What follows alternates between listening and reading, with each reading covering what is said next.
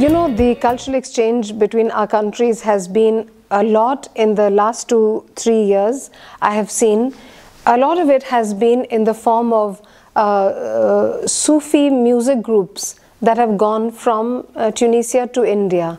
The Mishkat music group went 2 years ago, and since they made that one visit, they visited 2 or 3 Sufi music festivals in India, in Calcutta, in Delhi, in other places.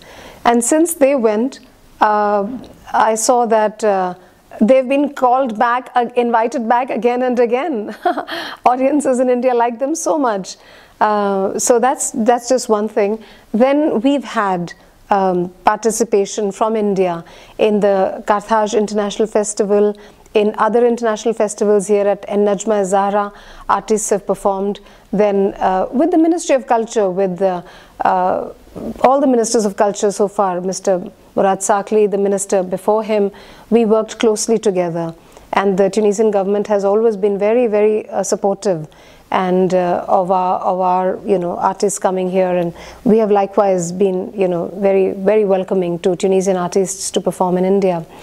We had I was talking about Sufi music going from here. We also had a Sufi music troupe come in from India. Sonam Kalra and the Sufi Gospel Project performed here in the month of September. She performed at Théâtre de Ville also, and it was a very successful program. Apart from that, we have this year scheduled an exhibition of paintings of the Islamic monuments of India. It is touring Africa, Southern Africa right now, and we hope to get them here.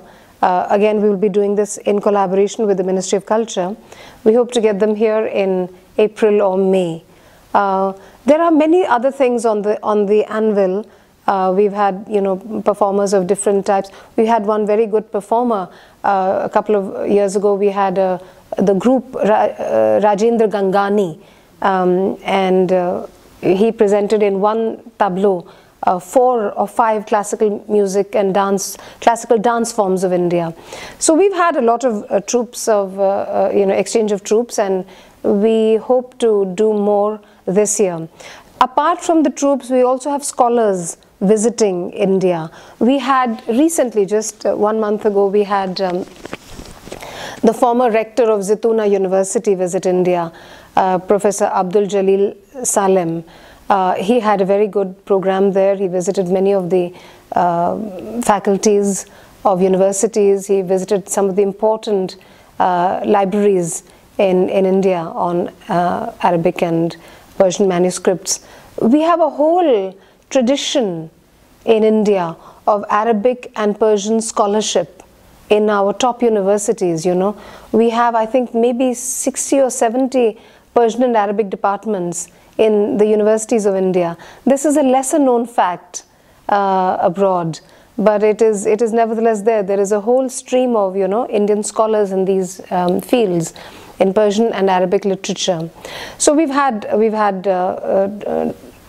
scholars visiting, academics visiting. Mentioning Bollywood again, one of the things that I hope to be able to do before I leave at the completion of my tenure, is to have one Hindi film team come here to maybe shoot something. I think the South, with its beautiful deserts and its beautiful oases, Shibika and the Mirza, they are so beautiful, so unusual. I think Indian audiences would love to see them. So I'm very, very hopeful to get an Indian film team to come and shoot something here.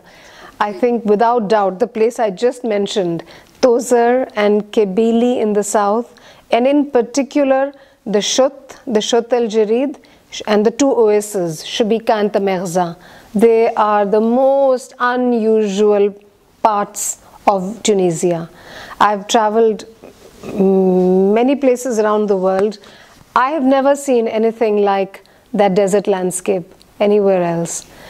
We have in India 2 deserts. We have a desert in Rajasthan, which is something like your desert, and we have a high altitude desert. It's a cold desert in Ladakh, which is also very unusual because it has, Buddhist monasteries and Buddhist temples, so the topography is a little different,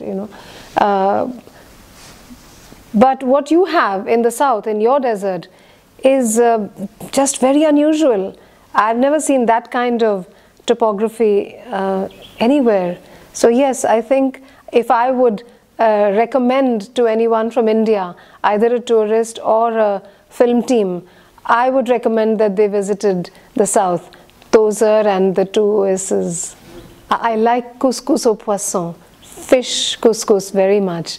Once when I visited Sakhira 2 years ago, my host took me to a beautiful little restaurant in Sfax, and they gave me, that is where I ate for the first time couscous with fish, and it was delicious. It was very nice.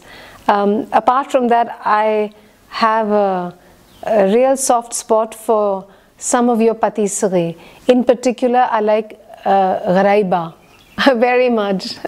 It's something like one sweet we make in India, besan ke laddu.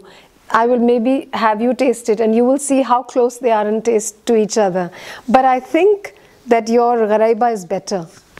The trouble has been till now, in the tourism or in business or in various sectors, part of the problem was this language barrier.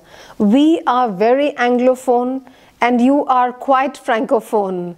And this is part of the reason why we've not been able to increase awareness on the 2 sides. Luckily for us, we have our movies, so there is awareness here thanks to our movies. But in India, there is not much awareness of what Tunisia has to offer, of how beautiful it is here, of the beaches, of Tunis, your Sahel coast, the south. People are not aware. So we need to do, some tourism promotion. Actually, I started thinking of a film team mainly in terms of the tourism promotion. The film team is, getting a film or a song shot here would be a very easy and effective way of doing tourism promotion in India.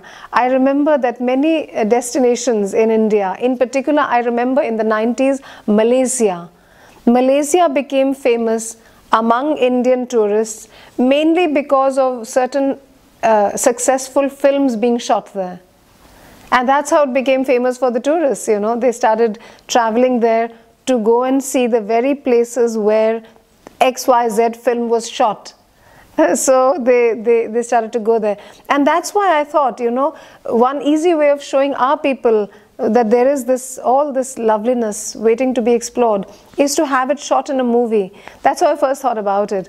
But the situation here has been a little up and down, so I haven't really moved ahead on that idea. But this year I hope to, inshallah, have that project of mine come to fruition.